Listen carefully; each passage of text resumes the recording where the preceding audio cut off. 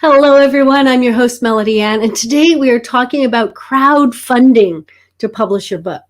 So, you've landed on Author Nation interviews, where we help you navigate treacherous waters of self doubt and provide you with a compass to success in the complex world of publishing.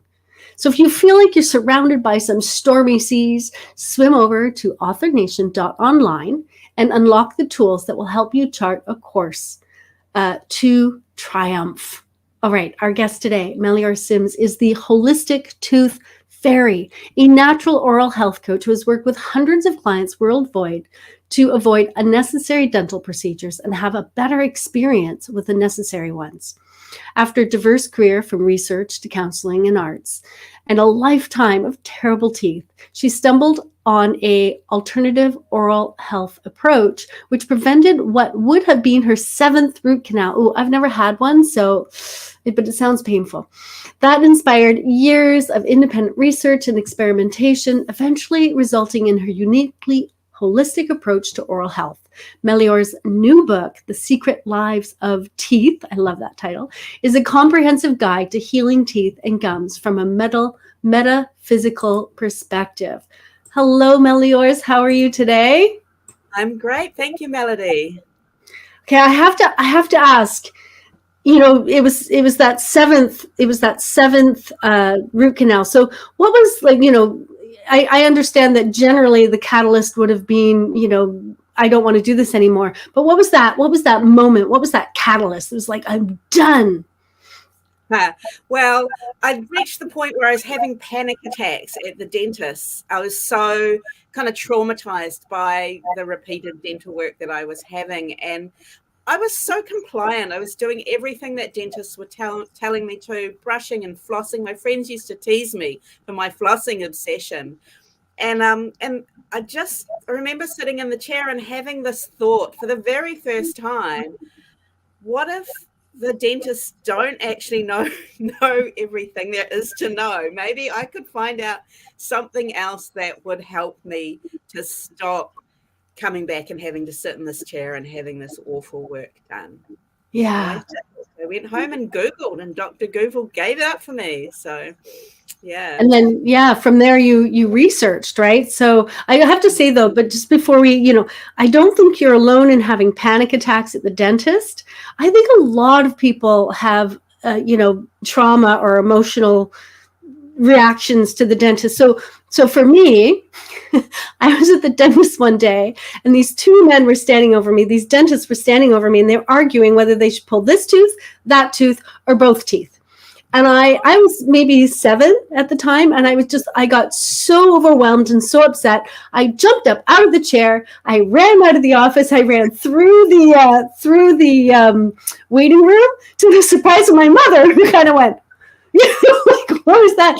And out the door, into the car, and locked all the doors. That's so good. I've heard a number of stories of people running away from the dentist when they were children. I really got away. Yeah, so we switched dentists, needless to say. Anyways, all right. So once you kind of started down with Dr. Google, what else did you do to increase your knowledge to change your own life? I started looking for books, and so I think I've bought just about every book there is on alternative oral health, which I call alt oral. There's not that many. I've got a bookshelf full of these books, but some mostly by dentists, some by lay people like myself who don't have a background in professional dentistry. And so, some of them will tell you ways to tweak and improve your oral health routine, your oral hygiene, brushing and flossing, and, how to make your own toothpaste and mouthwash. And others will give you advice about nutrition. And that's what really helped me at the beginning. Nutrition made a big difference for me at that point, and I was able to prevent that 7th root canal by adding some supplements and changing my diet. But really, as I went on and learned more, I realized that the teeth are like this very complex living system. And there's a lot of factors that can influence the health or ill health of your teeth. And that's why I've developed this holistic approach, which brings in not just nutrition, not just oral hygiene, not just dental surgery as last resort, but also looking at oral posture and what I call the metaphysical, which is what I ended up writing this book about. Yeah. Yeah, that's neat. I want to get into that in just a little bit. But so how did you go from solving your own problems to helping others solve theirs? I was just going about my life, and people would ask, well, why are you eating this food and not that food? Or, how have you been? And I tell them I'm so happy I haven't had, another filling at this dental visit. And then people started asking me for advice. I started getting a little bit of a reputation among my friends and community as someone that knew what to do about teeth problems. And then on my 50th birthday, I basically downloaded this idea of a natural oral health coaching business. I got the name, the Holistic Tooth Fairy. I got the idea for the logo. I had the whole website planned out in my head. The idea that I would eventually write a book. I knew I wasn't ready to do it then, but yeah, and that's what I did. And within about 4 months of starting that business, I was able to quit my day job because there was so much demand for someone who could help with this alternative approach. It's amazing. So big picture, what are we missing when it comes to oral health? We're all flossing and we're all brushing and we're all going to the dentist and what is big picture? What are we missing? Is the big thing nutrition? Well, that's one of the big things. And but the other big thing is the impact that emotions and environment, genetics, ancestral inheritance, and so on have, particularly stress, like the hormones that the body produces under stress affect the teeth and the gums. We know how they affect, things like your gut and your heart and so on, but they also affect your mouth. And that's what we're missing. Yeah. Awesome. Okay, I love it. I want to talk about the book. And if you'd like a sample of the book, you can go to holistictoothfairy.com/secret-lives-of-teeth. Don't forget those dashes. All right. So you originally wanted to write a book, right? So this is not so that when you started your business, you already had the book idea in it. So why did you call it The Secret Lives of Teeth? Well, partly because of this this understanding that I gained later in life that teeth are living systems. I kind of thought of them as inert rocks, a bit like the hair follicles that are dead once they come out of your body, But in fact, underneath the hard shell of the enamel is this pulsing, living pulse. So there's this kind of secret life of the teeth on the physical level.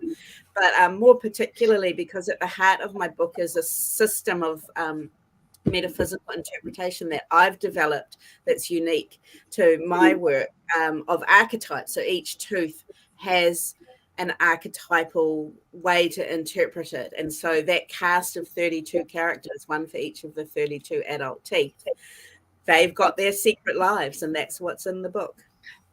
All right, cool. And so have you mapped it out for us in the book? Tell us a little bit about the book in that regard. Is it like a map of teeth? Yes. So the central section of the book I've called the Atlas section. The first part is the guidebook and the last part is the toolkit. But in the Atlas, I lay out five different systems of mapping teeth, including the traditional Chinese medicine meridian system that most people who are interested in alternative oral health will have heard of meridians. It's not that uncommon, and many dentists, holistic dentists, will reference it on their websites and in their work. But then the other systems are much more about the particular types of teeth. So each different tooth in your mouth belongs to a kind of a category of teeth. So you've got your incisors at the front and your canines or eye teeth and your molars and your wisdom teeth and so on. So those tooth types. So mapping out those layers, the types of teeth, the location in the mouth, the energy channels that they're relating to, and so on. So. And are our teeth attached? So I'm thinking about reflexology, right? And you Yes. talk about, like if you put a pressure point on a certain part of your foot, it aligns with your kidney or your heart. Or are teeth similar in that regard? That's the meridian system. Yes. So Okay. that's the kind of the underlying foundation Okay. level of the map. Yeah. Perfect. I just wanted to confirm that Yes. connection, just to be sure. Perfect. Thank you. So we think about tooth decay, and we think about, people who do everything right, and yet they still deal with cavities, right? Is this part of the meridian system? Is this part of their emotional lives, their nutritional lives? Can you talk a little bit about that? Yeah, it's sort of all of the above. There's so many potential factors that can influence your oral health, and they accumulate. And so different people will have different combinations at different times of their lives of pressure essentially on that living system of the teeth. And quite often a catalyst will be for women, well, people who have children, pregnancy can be a real catalyst because that is such a drain on the nutritional sort of storehouse that the teeth are in the body system. And that's when quite often things will kind of, the balance will tip. And those other factors, the genetic factors, the environmental factors, the nutrition, the oral hygiene, products and habits, all of those might have been staying a bit steady. And then there's this big drawdown on that mineral storehouse, and the teeth can't cope anymore. So that's just one example. Everyone's different. Yeah. Different tipping point. Yeah. So things that have been happening in our lives affect our teeth. But in the book, you also talk about oral inheritance. Can you tell us a little bit about that? Mm-hmm. Yeah, that can be genetic. So what you inherit through the physical lineage of your family, but also family patterns. So like traumas that have happened to your ancestors, to your forebears, can affect the stress response patterns that you learn in your family group as you're growing up, can affect your teeth. And so people will have like an oral posture that's really similar to their parents and grandparents, the way they hold their jaw and their mouth, and that can affect the health of their teeth, for example. Yeah. No, that makes sense. I think I have my mother's teeth. So, yeah. Although, yeah, although my mother had very little dental work done. She had these amazing teeth that, I don't know. I always just figured she was born with great teeth. Mine aren't quite that great, but she was quite lucky, right? So what are three things? What are three things that we can do to improve our oral health? So I think you can really slow down and pay attention is the main thing. So slow down and pay attention when you get any kind of symptom, even just a little bit of sensitivity, like ice water is uncomfortable to drink, or a little spot of blood on your floss, and pay attention to the context of your life when that's happening. What are you thinking about? What are you worried about? What's your emotional state? Because that gives you clues of why the body might be, vulnerable at this point. Slowing down while you do your oral hygiene routine so that you're not just rushing mindlessly through toothbrushing and flossing, but you're paying attention to your teeth and sending them thoughts of love, affirmations, gratitude for how hard they work and what a good job they're doing of helping you consume food and speak clearly and holding your face shape out and all their other jobs they do. And, I think the third thing is to, I think that was the third thing, the sending the love. Yeah. Yes.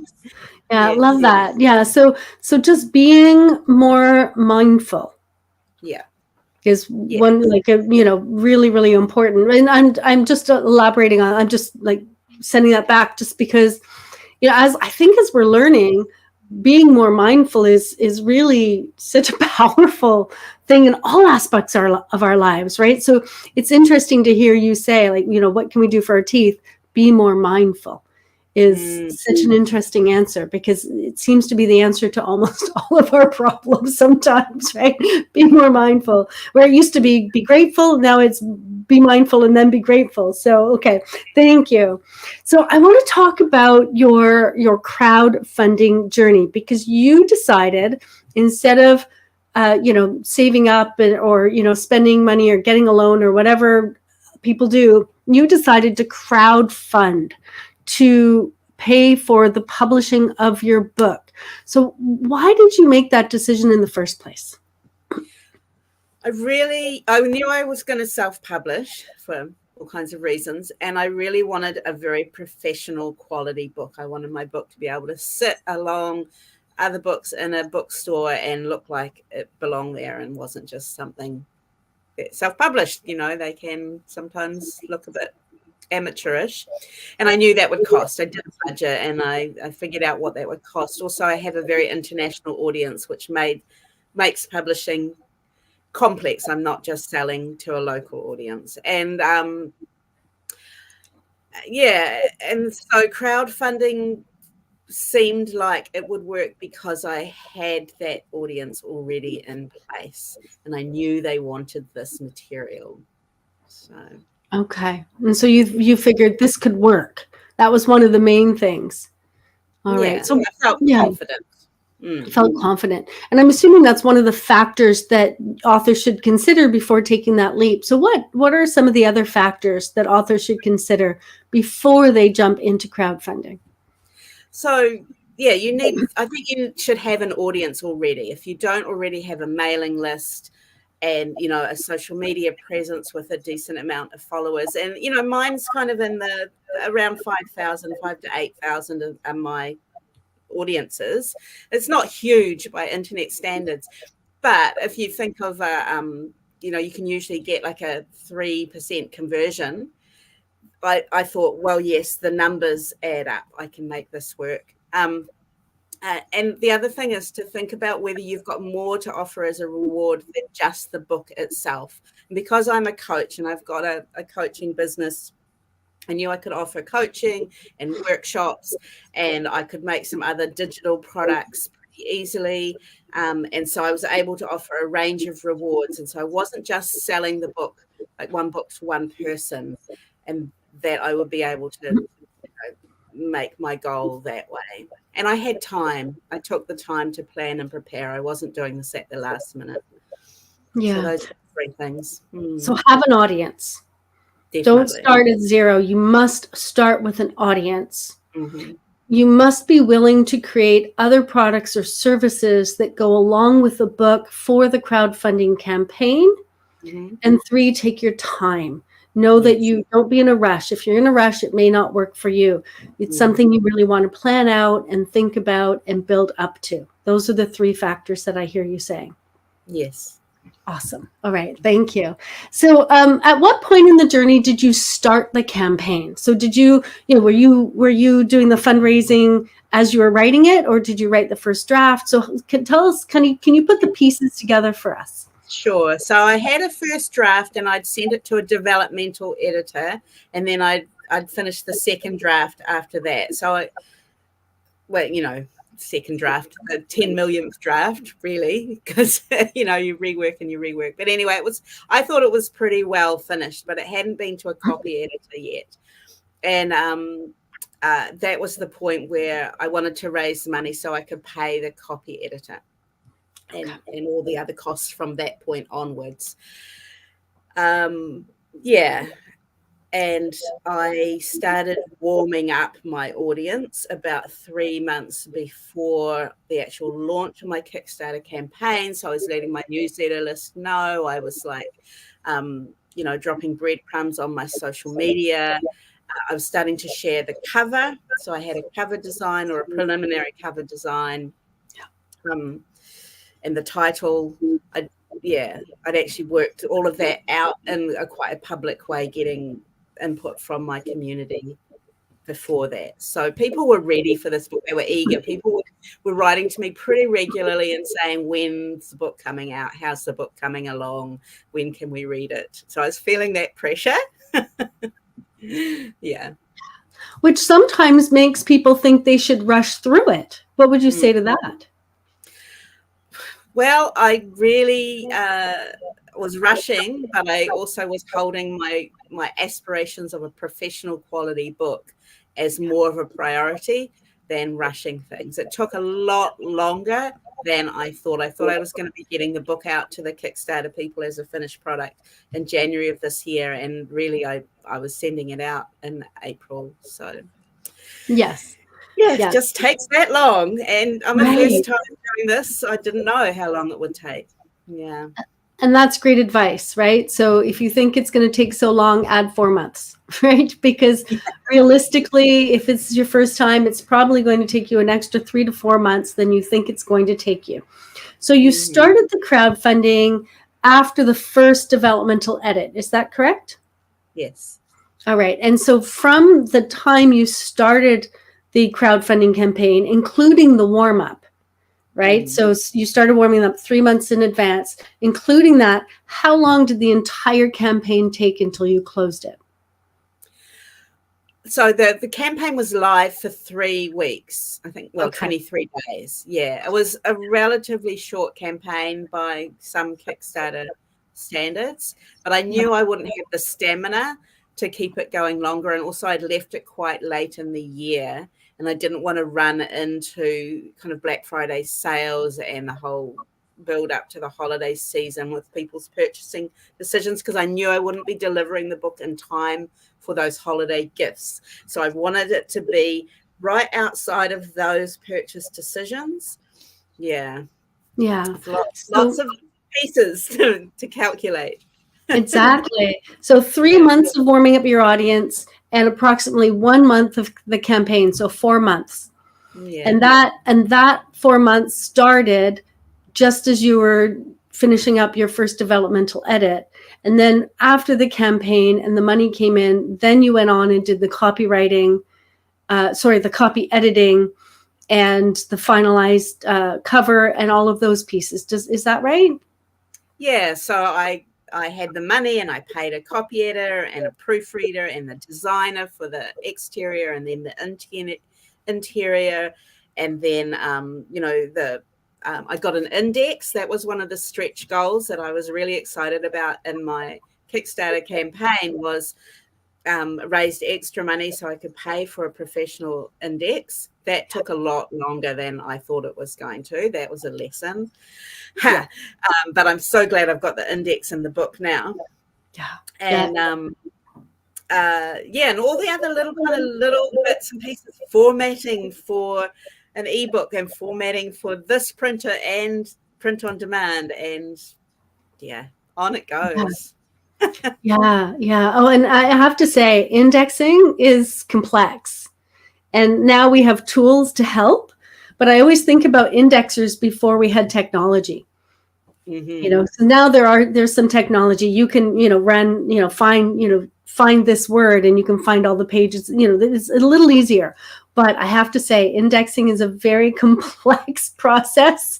And before technology, I have no idea how they did it. It's cards. Right? That's where index cards came from.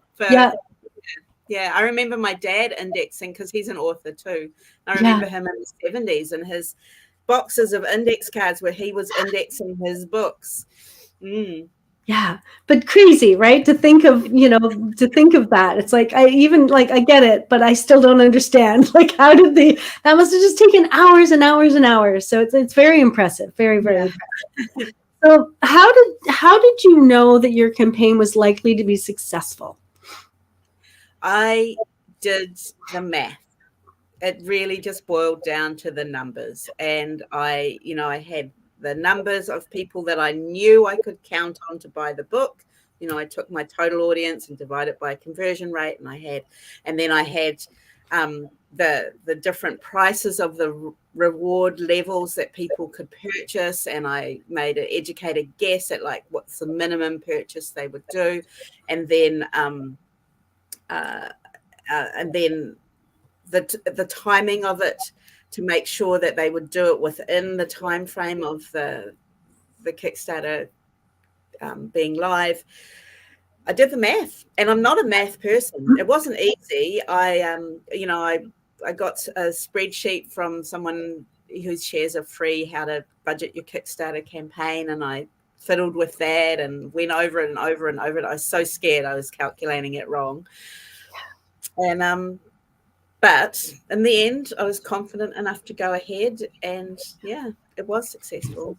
That was my next question. How, tell us how successful it was. So I got 226% of my goal. Wow. So my initial goal was 4,500 New Zealand dollars. And I wanted to achieve that within the first week. And then my real goal was $10,000, which I wanted to achieve within the 23 days. So I wasn't telling people about the 10,000 goal at the beginning. I wanted to have this really strong start, because that's really important for the algorithms. Yeah. So yeah, I ended up raising more than $10,000 from 160 plus people. That's so amazing. We're just buying one book each, because that math doesn't work. No, that math doesn't work. That is absolutely amazing. Really, really well done.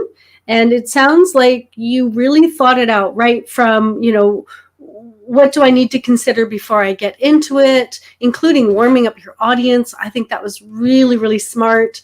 A lot of people don't do that. And it's key to, there's building your audience, there's warming your audience, there's building that buzz, right near the Kickstarter, right? And then like getting people excited so that you get, like as soon as it opens, you get that immediate momentum. Because if there's immediate momentum, the kind of stragglers who come in go, oh, lots of other people have done it, I should do it. And then you've got this momentum. And then in the first week, if you can hit a good goal, then you can think, okay, we've hit it. What can we stretch out to, right?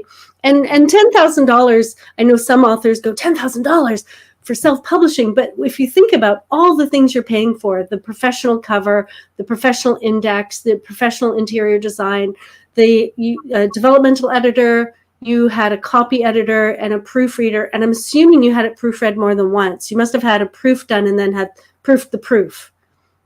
I wish I had. That was a mistake I made. Yeah, no, I mean, there was too many design changes, because I was proofreading the printed proof and picking up things, and I shouldn't have been at that stage. So mistake. Yeah. But it's very, very common. I have to tell you, Meliors, it's such a common thing. I say you proof it, it goes into design, it comes out, you proof it, it goes into the final proof version of the book that you get in your hand, you proof that. Yeah. Right? So really, if professionals, it's proofed 3 times. The book is proofed 3 times, but 3 sets of proofing. It's before it goes to design, between design and the proof copy, and then after the proof copy. And it could be proofed many times within those, but there are 3 kind of stages where it really needs to be proofed. And it's something that self-publishing authors are not realizing. And then they have little mistakes or headaches, huge headaches. And then it costs them more money because they find the mistake.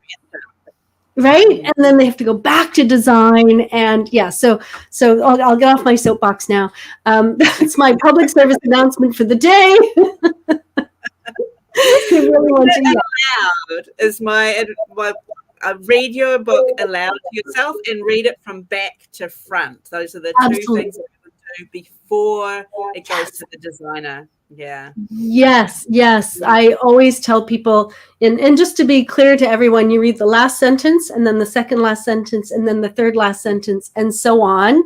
And you do that because when you're reading a book from front to back, your brain automatically is focusing on content and not thinking about structure and grammar and punctuation and all those pieces, because your brain automatically, and what we do, and I don't know if you've seen those, it's like, what's this word? And all the vowels are taken out. I mean, we all know what the word is. So we do a lot of filling in, right? And so reading it backwards disallows us from taking, like, filling in those spaces, because now it doesn't make sense.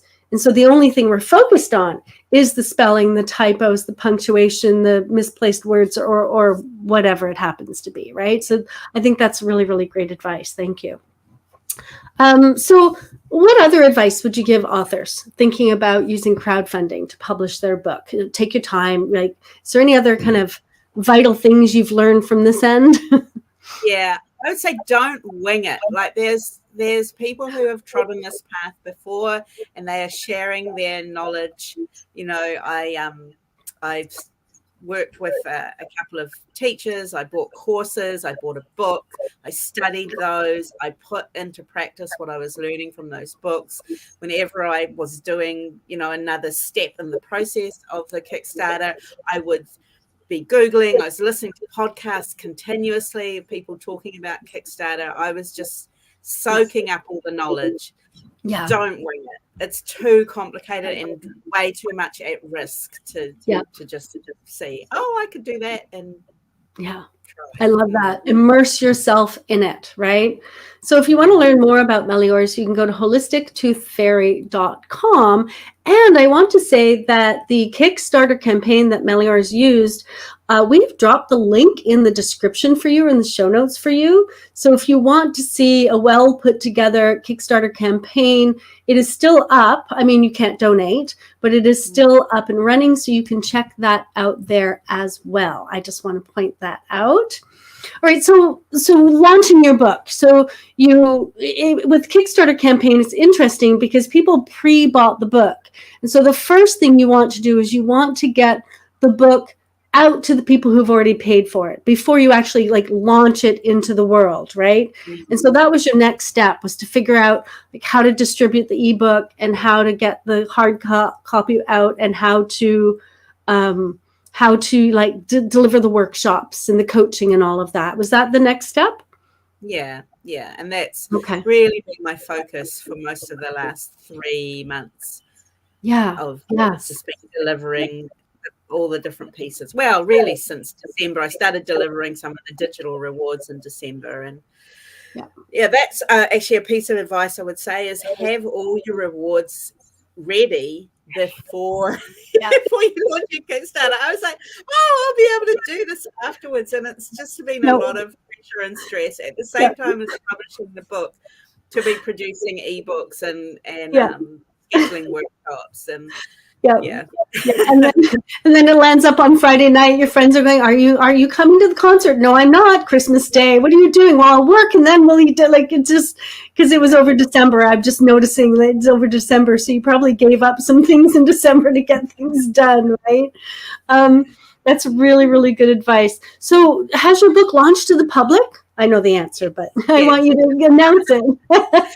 1 week ago, I released it to the general public, and So tell me about that piece of it. Once the Kickstarter was over, and you'd done everything, now you get to launch it to the public. How did you do that? So to start with, I have 2 main ways people can get the book. One is through my website, holistictoothfairy.com, and you can order the ebook, which I deliver through BookFunnel, or print on demand, which will come from Ingram Spark. And then I also, quite near the last minute, decided to do Amazon as well at the last minute as another distribution portal. And I'm so glad I did, because my website got hacked on the day of the book release. But that means Amazon has done quite well, and I've hit #1 in new releases in oral health books after 1 week. So really well done. Really, really well done. So congratulations. So, and I just want to point out that's, normally when you launch a book and you have your audience who's been waiting for the book, then you hit Amazon #1, it's because you've had that audience and you've been building them up. But wait a minute, when you do a Kickstarter campaign, your audience has already bought your book and you've already delivered the book. So when you launch it, the launch is very different than when you launch a book that has not been pre-sold through a Kickstarter campaign, right? So that's even more exciting that it hit #1, because you'd already sold it to your audience. So this is extra. This is extra. Yeah. And, I've had pre-sales open since February. And so there's been orders trickling in, and I mean, it's been a bit more quite a bit more this week, but it's not like there was nothing and now there's everything. It's really, this book, in a way, I've been selling since last October, and it just gets easier and easier to sell it because it's more available. Yes. But the audiences, I've got a very long-term evergreen strategy in terms of my marketing. I haven't really been focused on this first week as being a whole lot of effort around marketing.